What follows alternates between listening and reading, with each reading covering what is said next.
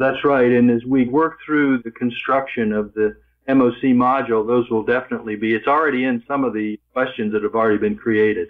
I guess the other thing that appears a little bit difficult is doing some sort of a formal evaluation of professionalism. Again, this is most likely going to be at the training level, but how will you approach the ability to do some sort of objective evaluation other than working directly with an individual and watching how they behave with peers and others?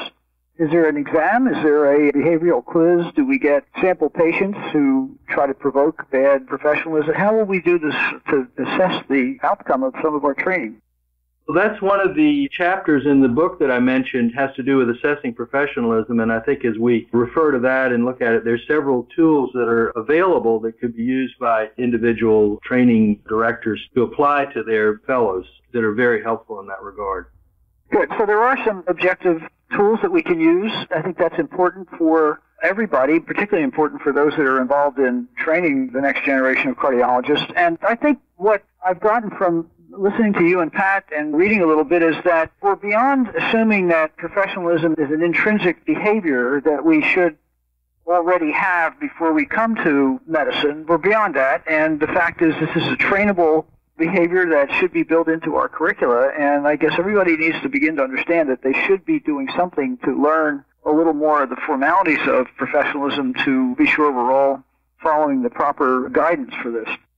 That's exactly right, Fred. That's the paradigm shift in thinking that's occurred with respect to professionalism and which is really well presented in the book that I mentioned. Let me thank you and Pat for spending some time with ACCEL. I think this is a very important message to the listeners in general, and I think it's something that we're going to be working with more and more, particularly in the area of team-based care and patient relationships. So thanks again for Pat and to Bill for being on ACCEL on this important conversation. Thank you.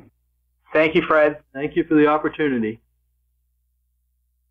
Next, Stephen Nissen is joined by Dr. Barbara Riegel, professor of medicine at the University of Pennsylvania School of Nursing in Philadelphia. They cover gender differences in the self-management of cardiovascular disease.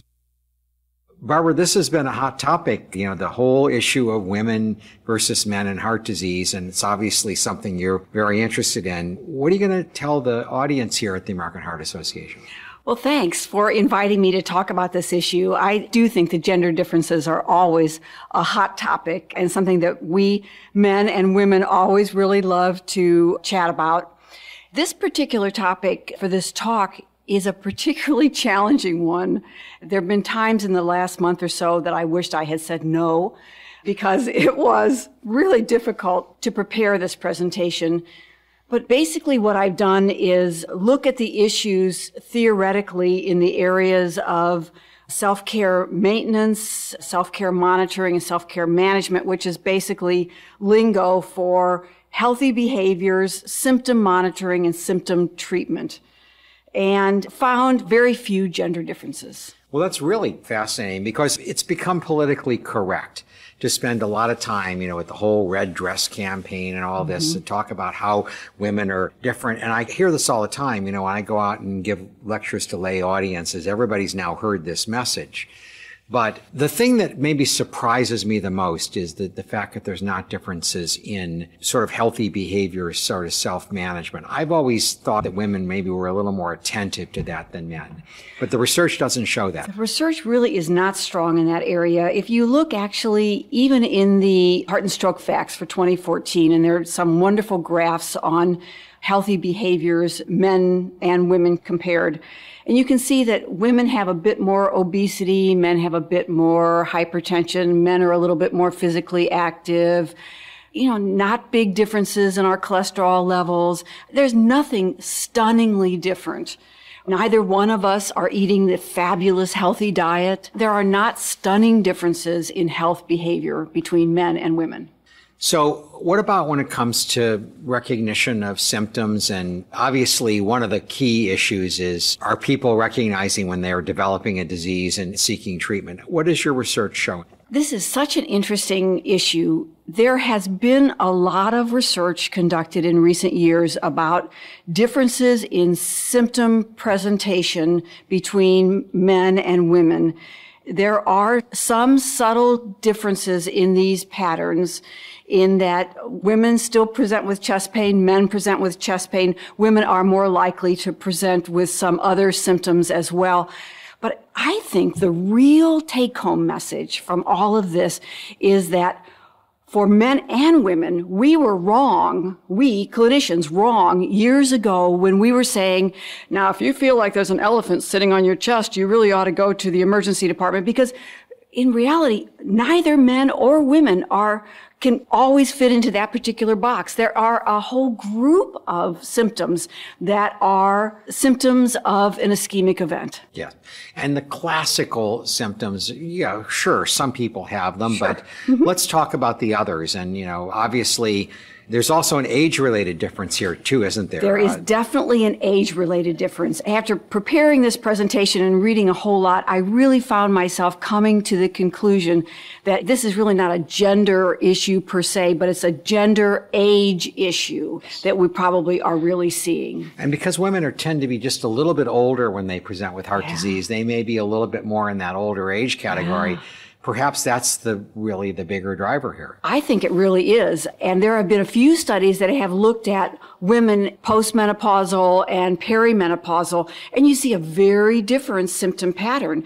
I mean, last year when I was talking with Dr. Beauvais about symptom recognition, we were talking about these exact issues, that there really seems to be an age-related difference in symptom recognition. And I think that's what we're seeing, not a gender difference, an age, maybe the interaction of age and gender. What are the symptoms that come to mind as you think about older women presenting with heart disease? I mean, is it shortness of breath? Is it syncope? Is it nausea? What are the things that we should probably be more attentive about? I have not seen studies of differences in nausea, age-related, but there have been some interesting differences in symptoms like fatigue, where older women and older men have less fatigue as a presenting symptom than the younger women. At least in this particular study that I'm thinking of, they didn't look at older men, older women, younger men, younger women. So they didn't actually include the younger men. But there are distinct differences in the proportion of women having the symptom of fatigue as a presenting symptom based on age. What about things like syncope? I don't know about that. Yeah.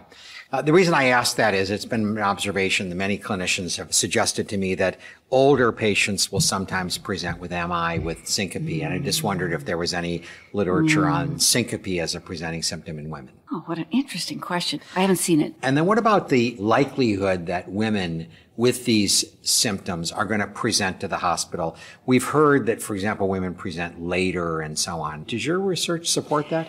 There are some interesting behavior patterns, and I don't think it's biologically based gender differences, but there are some social patterns that are different between men and women. And we do find that some women will present later because they had to get the dishes done before they went to the hospital. You wouldn't want to have an MI while the dishes were left dirty in the sink. Of course not. Somebody might come to your house and find that you hadn't vacuumed the floor. I mean, what are you thinking? I mean, I'm being facetious, but there are some gender differences in behavior patterns. Yeah. I mean, one of the other things that gets talked a lot about, and maybe is myth, maybe it's not, is that women, because they are often the caregivers in the house for elderly parents and for children and other people, might delay presenting because of those household responsibilities for the care of others. Is there information about that? Yeah, I think that sort of does pan out. It really does. Because if you look at the things that are really important to us, as women, the family is very important to us. A lot of decisions are made on that premise of what is the major thing that we're really focusing on, where men having an event are more threatened by what does this mean to me and to my masculinity, and they might address that a little bit more quickly. Yeah. Well, it's very interesting. Look, I'm glad that you are debunking for everybody some of these myths. I think sometimes we get on a tangent of what's politically correct, and it's politically correct now to say that women are very different in their heart disease. What you're really saying is that we're a lot more similar than we are different. In many ways. Well, thank you very much, Dr. Riegel, for bringing our ACCEL audience up to speed on this very important topic. Thank you.